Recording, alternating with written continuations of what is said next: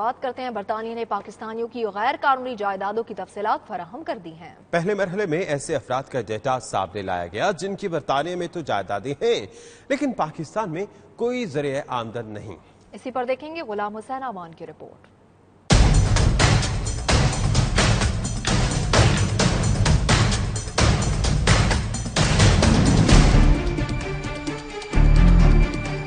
برطانیہ میں غیر قانونی طور پر جائیدادیں بنانے والوں کا حساب دینے کا وقت آ گیا۔ پاکستان کے شہری ہیں اور پاکستان میں کوئی ذریعہ آمدن بھی نہیں لیکن برطانیہ میں کروڑوں کی جائیدادیں۔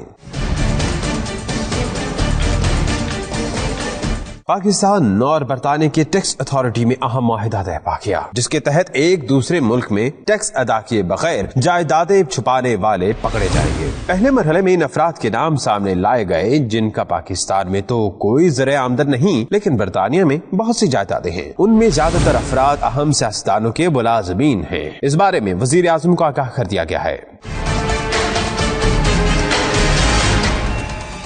کئی افراد ایسے بھی ہیں جنہیں یہ بھی معلوم نہیں کہ ان کے نام کس ملک میں کتنی جائیدادیں ہیں۔ انہوں نے صرف اپنے صاحب کے کہنے پر دستخط کر رکھے ہیں۔ جو لوگ برطانیہ میں رہ کر کم آمدنی ظاہر کر کے حکومتی مفادات حاصل کرتے ہیں وہ اس نرخے میں آئیں گے۔